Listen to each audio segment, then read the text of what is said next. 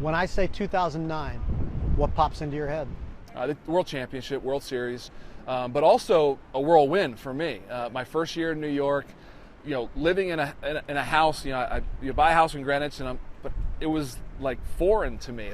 I didn't know where I was, getting lost on the way to go get groceries. So it was a complete whirlwind. I didn't know anybody, but baseball, that's kind of your sanctuary. When I go to the ballpark every day, and I can go out on the field and perform and go on the road and do my thing as a visiting player.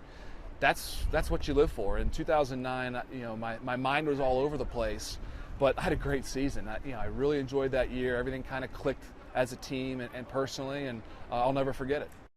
Ball game over. World Series over. Yankees win. The Yankees win. When you signed, did you envision being part of a dynasty here, and was that even more reinforced when you win year one? I think what I knew is they were close.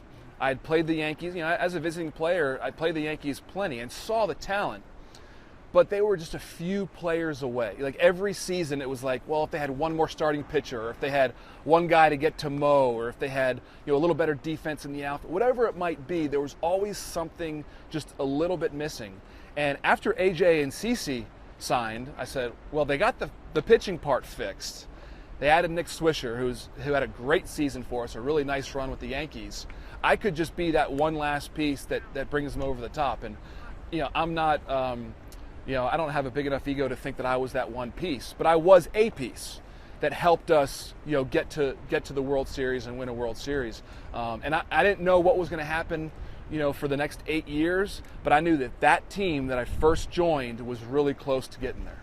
I know you would have loved to have seen more World Series championships, but when I look back, you've got over 1,800 games played, 400 homers, 1,200 RBIs, 5 Gold Gloves, 3 All-Star games, and a World Series ring, which a lot of people don't have. How do you look back on those accumulated numbers in your career?